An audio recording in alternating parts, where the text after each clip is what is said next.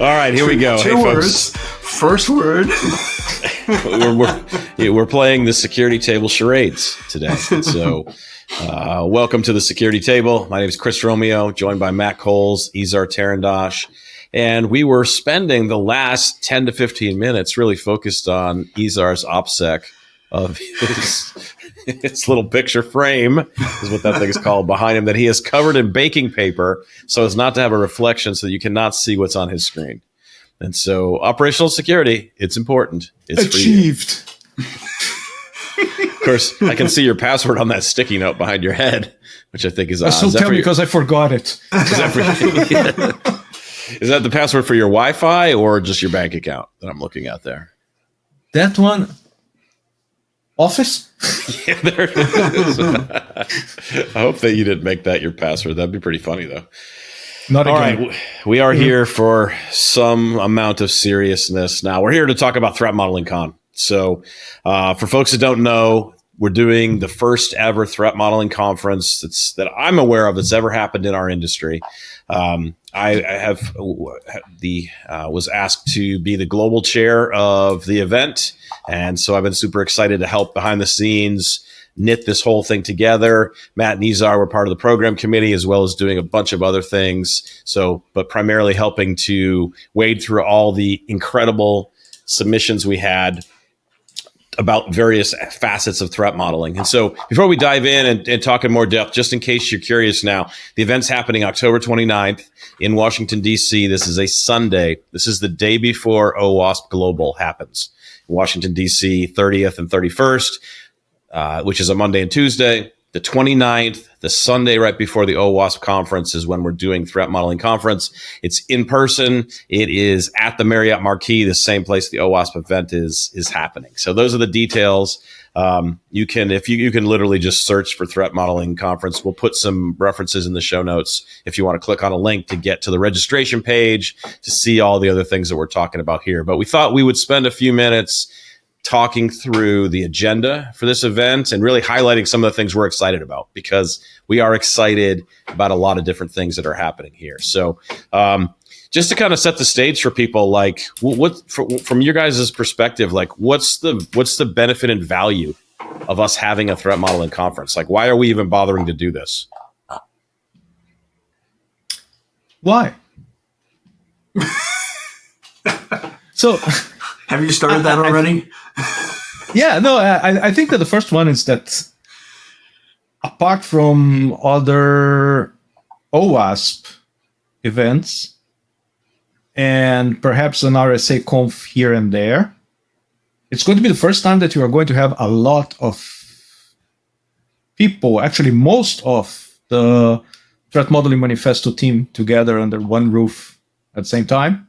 So I see a lot of value in that, not only as a member of the group, but to people who would like to come and talk about the manifesto and what took us there and stuff like that. To be sure, it's not the same team that's doing both things. It's a distinct team with some overlap between the Threat Modeling Manifesto group and the ThreatModCon, and that was by design. But I'm very excited first about having all of us close in the same place talking about the thing that we like so much. And the thing that got me the most excited, especially when being part of the program committee, was that all of a sudden we don't have to worry about talking too much about threat modeling. We had this great opportunity of saying, yes, we have a full agenda of threat modeling, and we don't have to. Just for clarification, Matt and I and Chris, we participate in other events, program committees, and it's always that battle between, I don't think that there's enough threat modeling being addressed, to, we have to talk about other stuff as well. So it was really, really gratifying to once in my life not have to worry about that. And we're going to get more into that, but the different approaches that we got in the submissions, and seriously, thank you people out there. We got some really, really, really great submissions. At times it was hard to make up our minds or to decide what to put in there. And that's a whole different episode. We could talk about selections for events for a whole hour. But I think that we got some great ones, and we built a program that I'm really excited to be able to deliver out there. Yeah, I think we should definitely. I'll just reiterate that. Thank you to everyone in the community who submitted presentations and workshops for this.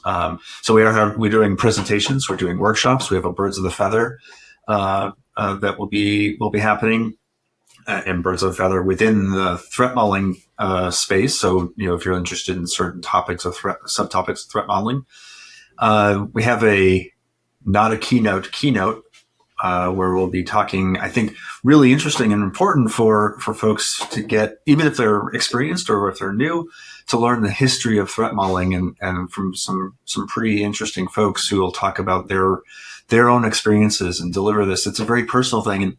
And we should mention, the theme of the conference this year, the first ever, is threat modeling is for everyone, right? So this is all about, and you see it, and I think we reinforce this with the talks that are going to be given, and even the workshops themselves. This is not these are not academic presentations. These are talks about how real people took real challenges and solved them with real methods of threat modeling, and taking it from the ground up, right? Literally, how to conduct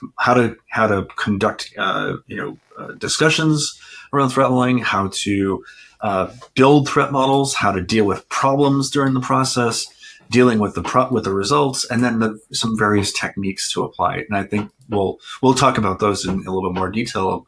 But this is going to be definitely an exciting conference for those. Again, for folks who are new, you're going to learn a ton of stuff, and then things that you can apply pretty much immediately as soon as you get back to your day-to-day lives. And then even for experienced practitioners, this has something for them. Let me just kind of set the stage for this keynote, because I know, Matt, you're kind of the person who kind of knitted this whole thing together for us. So let me just introduce it and talk about some of the people that are part of it that you've gathered together here, and then we can see then you can kind of explain maybe a little bit more depth of what people are going to experience here. And so the keynote these are with his clicky keyboard over there. So. Yeah, sorry. He's bang, bang, bang, bang. Yeah, he's we're working on the mute button. So the keynote, though, you're using the theme of the conference, threat modeling's for everyone. Let me just highlight the people that are going to be a part of this, because this is really incredible. We've got Brooke Schoenfeld, someone who we all love and we think of as one of our. I mean, he calls himself the elder statesman of AppSec. So that's his title. I didn't assign it to him, but he is, right? He's someone who's been around our industry for a long time, has built threat modeling programs and done everything in the threat modeling sphere. You've got Siba Diller-Snyder, who very, very prominent threat modeling consultant and trainer and teacher, as well as very prominent OWASP contributor as well. You've got Tanya Jenka, who's has done a lot of talking about threat modeling and talks about a lot of other things in the world of AppSec, and I think has a very unique perspective as far as how she comes at these things, kind of different than a lot of the ways that I think others of us think about it. You've got Robert Hurlbut, who's a good friend of mine, co-host on the AppSec podcast. He's done threat modeling in the corporate environment, in the government environment, in the individual kind of startup environment. Like, he's done threat modeling everywhere. And then John Taylor as well, someone with a huge amount of experience and knowledge. And then I forgot not the most important one, but the guy who knitted it all together, Matt Coles, is going to be part of this conversation as well. So, so Matt, you kind of came up with the idea, and I don't want to call it. Remember, it's not the keynote. It was not a keynote. I mean, I forget exactly. But it's something. It's different than what people have maybe experienced before. So, give us some perspective about how you're gonna knit this group of experts, threat modeling people that know so much. How are you gonna knit this together into a single keynote? With luck, we'll do it successfully. Because obviously this is not a panel.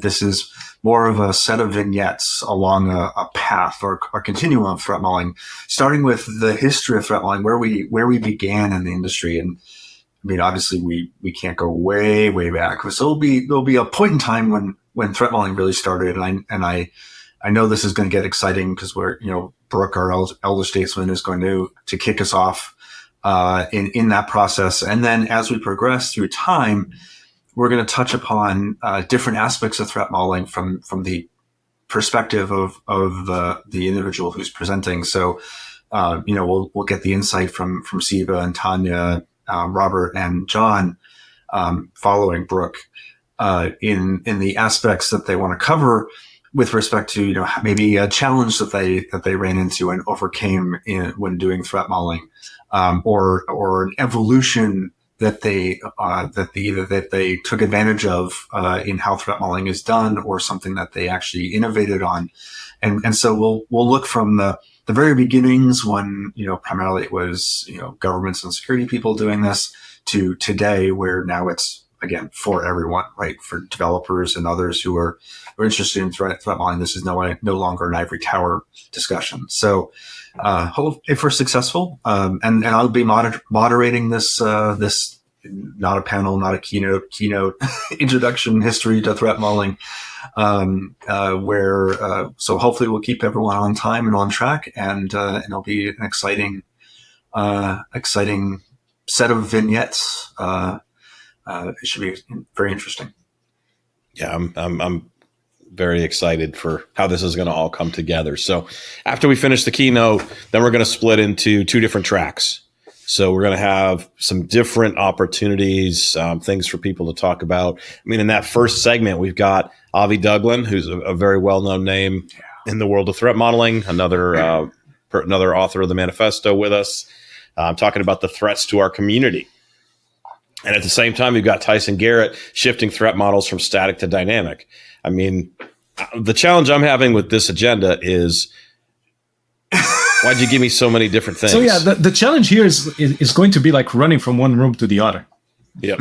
It's one of those cases where I really want to divide myself and like split, because there's just going to be so much interesting stuff going on. I mean, Avi is looking at the threats of our community from a position of, okay, it's good to threat model systems and all that, but what else can we do with this?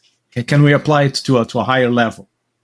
And then Tyson is coming with, okay, how do you take this threat model thing here, and that's static, it's a document and stuff, and make it respond to a landscape that's always changing? Yeah. Oh God, it's going to be so hard. Something else to keep in mind is we'll be getting close to Halloween on this journey, and we know that Avi is famous or infamous for wearing costumes to presentations. So we'll have to see what he comes in. See what he comes up with and shows us. So so that's our first segment between the two different rooms, and then same problem that I'm going to say over and over again. Like the next segment after that, you've got Kim Vutz, another friend of ours, shifting privacy in, and you've got Edward Stoka, classic brainstorming threat modeling versus threat modeling tools. So you've got privacy on one side, and you've got kind of manual tooling on the other. Manual threat modeling versus using tooling to generate this. It's once again, it's just another challenge as far as which room you go to, and maybe you just literally run back and forth and hear a word in each one. I don't know how fast you are. I'm probably not that fast though. If we were smart, we would have gotten the ballroom that has the divider. We could have opened the dividers, and you could be like sort of be between both rooms. Sitting in the middle and just looking to both sides. Maybe we should have done a one track conference, because then we would have been able to just sit in there the whole time. But the problem is we had so many awesome speakers and so many awesome submissions that came in that it was so tough to say, well, this is the line. Like we're only going to be able to choose a few. Wait. I think that the original plan was to have a one track. It was. Yeah, it was. Yeah, it would have been the four submissions were just so good. Right. Yeah, and so it would have been 4 presentations and 2 workshops, and it wouldn't have been as robust and exciting. And I think we're getting. I mean, obviously, we're getting a lot of really good presenters who we've known, many who we've known throughout our time, and so many great topics. Again, covering the gamut from beginner on up, and whether you're doing whiteboards or you're doing automation or you're doing whatever, it's something for everybody. Yeah. And then in the next hour after that, one of the ones that I've got my eye on is the operational intersectional threat modeling, Dr. Michael Lenthal. So I don't remember how I got connected to Dr. Lenthal, but I did an episode with him of the Threat Modeling Podcast. And he just takes threat modeling to a different place than I've ever gone with it before. Like, he's used threat modeling to assist members of Congress in the United States to profile their digital lives. And I know intellectually, like, threat modeling, of course, you can threat model anything. I say that all the time. But he's somebody who's done it. He's taken threat modeling to other places. And I'm just fascinated to see, how did you apply this? How did you make this work in something that's not just a web application with a database and a React front end attached to it? It's the power of asking what could go wrong, right? Right. And then opposite that is how to effectively do triage of threat models. Right. So this is how do you do, on one hand, how do you do threat modeling in a particular environment and for some and adapting to new techniques, and then how do you make it effective when you're doing it? And so it's really hard to it's going to be really hard to choose. I mean, do you want to look for innovation or do you want to help work on facilitation? And so hopefully folks will take good notes and we can share. Yeah. And then we make our way to lunch. And the thing that we're excited about for lunch is that's when we're going to do our birds of a feather. And so we'll have the lunch environment set up where there'll be cards on each table of different topics, and people can join different conversations, different tables to have a conversation about a particular facet of threat modeling. I know those are still developing right now, so we don't even have a finished list at this point. We're iterating on that, trying to get the best possible list, but it's going to be birds of a feather focused on threat modeling. Like, normally I go to birds of a feather at conferences, and maybe there's one table out of 50 talking about threat modeling. But here's going to be in an environment where everybody's talking about threat modeling. So, confession time, I never done a birds of a feather. Really? Wow. That's what, actually, it's for the limited number of conferences that I've gone to over the years, birds of the feather, I think, is one of the best parts of, because you get people together who want to share similar ideas, and there's often, you can get really in-deep discussions about a particular topic, share ideas, debate, argue about different ideas, but it's a bounded conversation. It's not like, oh, I have this topic and I have this topic and I have this, and you're all over the place. It's much more focused. I think it lends itself well to great conversations, good networking, right? Especially if the birds of the feather work out, where if we, for instance, we're going to talk about, threat modeling as code as a topic, right? It'd be great to have conversations with people who use the various tools that are now out there, right? Or threat modeling with AI, or even business aspects of how to build a program, right? These are some of the topic areas I think that people could be focusing on. And again, the list hasn't been finalized yet, so definitely, if anyone has any input, love to hear it. But it's you'll have opportunity to have like-minded conversations with people who have thoughts and or experience or just crazy ideas in some of these aspects. Yeah, I look forward to being a hummingbird, this birds of a feather, and jump from one to another, throw the grenade and go away. And I think, actually, it's kind of an interesting challenge for us in particular, because we're putting this whole thing on. We're part of the program committee. Chris is our fearless leader over here for the con operating committee, and so we're staff. Yeah. I've never been staff at a conference before. What do you do? We're not supposed to be like sitting in the presentations or joining the birds of a feather. We're here to help. So we're going to have to be listening in and But we will be available. We will be For available. sure. Or we will be around. Yes, we're all going to be on site for the event. So If anybody sees us going around, and unless something is on fire, by all means, stop us. Yeah. We're there to talk threat modeling as well. right. Definitely so. So after lunch, After that, we're going to the workshops, right? So there's two the workshops. Yeah, we have two workshop opportunities. Robert Hurlbut's doing developing a threat modeling mindset, and Jono Suzolska, sorry if I pronounced that wrong, was doing from threat discussion to completed mitigation. So we've got two different kind of takes, I guess, from the workshop, but they're going to be interactive. They're going to be learning experiences, and we wanted to do something in the event that was more than just talks. We wanted to, because we know there's going to be some new threat modeling people that'll be with us at the event. We want to give them opportunities to learn. That's one of the things that's so cool about the threat modeling community, as I've experienced it, is it seems like everybody's willing to be a teacher. There's not a lot of people that are like, nope, sorry, can't help you. Like everybody shares their knowledge openly and freely, and they do different trainings, things like that's happened with Threat Modeling Connect. I know, Izar, I think you've done one, or you might have one coming up. But yeah, I mean, we've got, we're willing to share their knowledge. And so I love that Robert and Jono are both leading us into these workshops and giving folks a chance to put threat modeling into action. Like, let's not just sit around and talk about it. We're going to do some threat modeling. We should have called this we should call this threat modeling for everyone by everyone. There you go. Right. So I'm not very familiar with Jono, but with Robert, yes, and I know how good of a teacher he is. Yeah. And I really look forward to people who don't have a lot of experience with threat modeling coming and getting it from him. I mean, we don't have specific trainings in this conference, even though there are some great offerings out there, and the global OWASP AppSec just right after. They're going to have trainings, and Adam will be there, and some other good names in threat modeling. So definitely, people, if you're looking for training, look at those.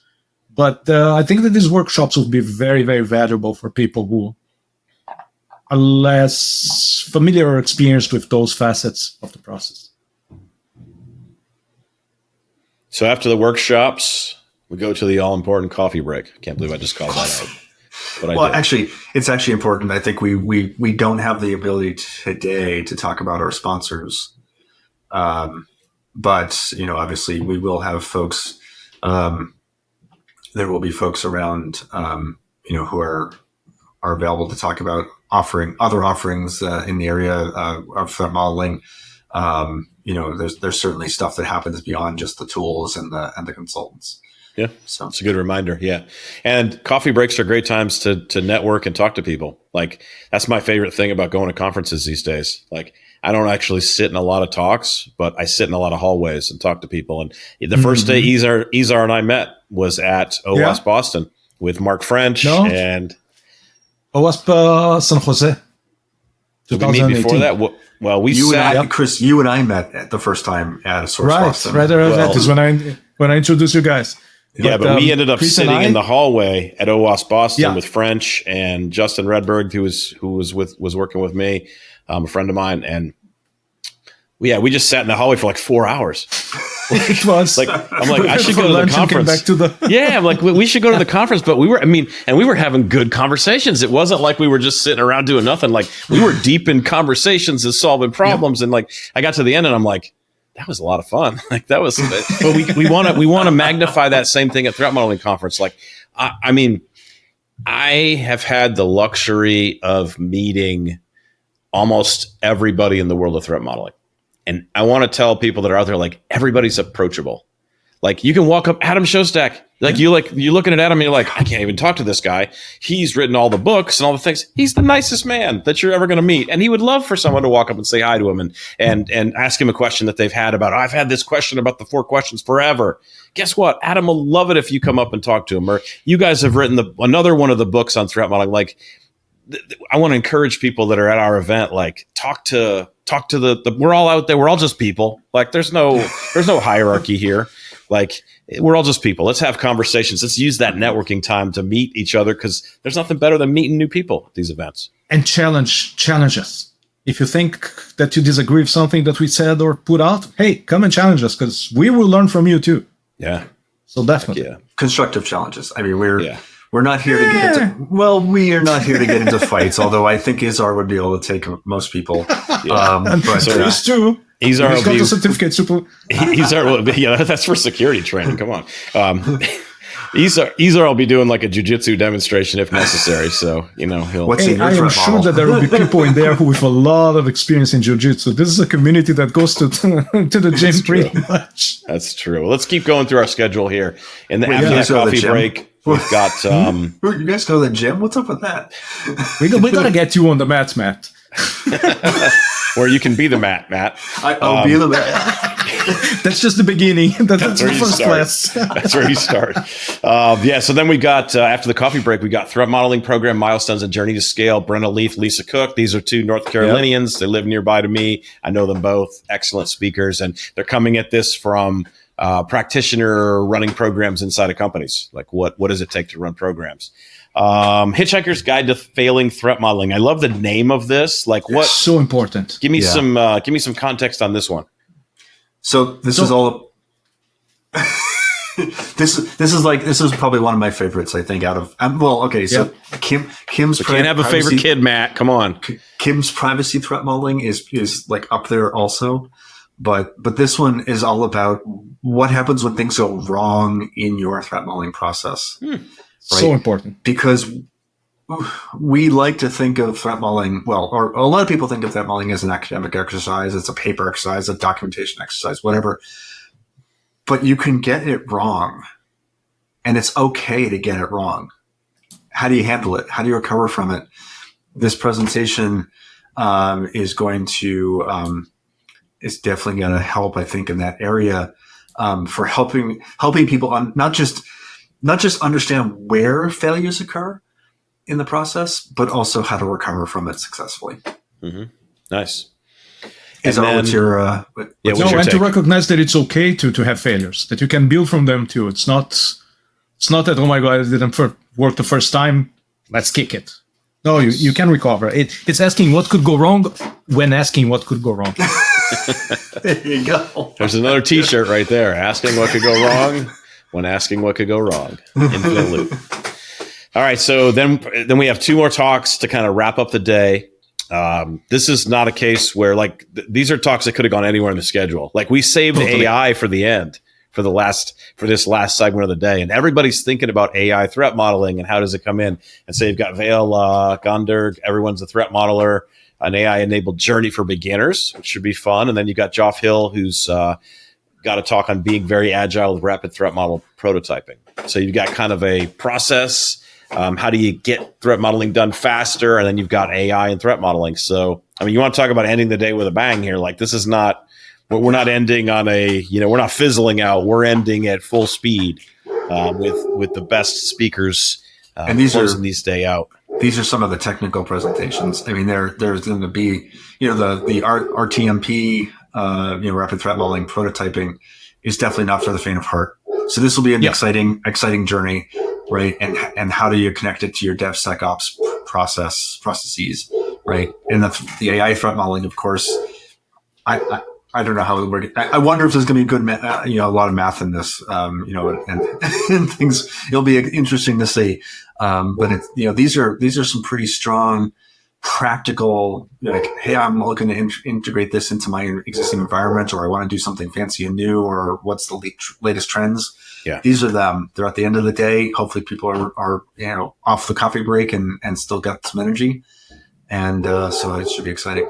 Yeah, what a day this is going to be. I mean, I know I'm getting excited again here, like thinking about it, and we still got to wait, another month, we're 6 weeks out or so from the event right now. And now you going through this agenda and considering all these talks, I'm like, now I want this to happen tomorrow. Like, I don't want to be patient.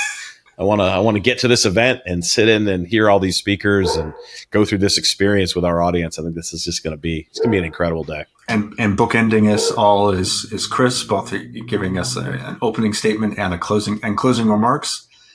So I don't know how you're going to follow this awesome agenda here, Chris. Oh, there's going to be some surprises there. Yeah, there is a surprise that's being cooked up that I'm already aware of. And no, I mean, I don't think I'm getting hit with a pie, but that could happen too as a second surprise. Gatorade? Or yeah, like I didn't win a Super Bowl here, guys. Come on, there's no Super Bowl of threat modeling. But yeah, my goal with that closing remarks is I'm going to watch and listen all day long. I'm just going to make notes throughout the day, and then I'm going to try to share what I took away, what I learned, what cool things and what people taught me. Try to just show very quickly. Here's all the cool things that we knew that happened at this event. So that's really my goal. My opening, hey, that's my chance to tell some jokes. I follow the Michael Scott approach, which is have a couple jokes ready, try a couple in a row, see which one lands, and then go. So we'll see how that works, if that's can become a reality. But yeah, I mean, final thoughts is come to this event, get to DC, be a part of Threat Modeling Con. The first is, you could say you're at the first one. How often can you say you were at the first one ever of anything? First of its name. Yeah, I mean, this is the first time, and we hope it's going to go on for way well into the future, as because we all realize and know and believe that this is something that's a growing area. But I would encourage anybody out there, if you can get to DC, if you're in DC, get a ticket, be a part of this. If you can travel to DC to be a part of it, it's going to be worth your while. That's my guarantee to you right now. So, thanks. And if you have, sorry, Chris, if you work with teams, like if you have a favorite security champion or somebody who needs to learn about threat modeling or be better at threat modeling, pass it along. Send them Yeah. if you can, even if you can't attend. Yeah, I mean, this is the best place I could think of to gain that knowledge from so many different experts from so many different disciplines of threat modeling. It would be a great place to learn. Well, thanks for listening to the Security Table, and we hope to see everybody in Washington, D.C. October 29th for Threat Modeling Con.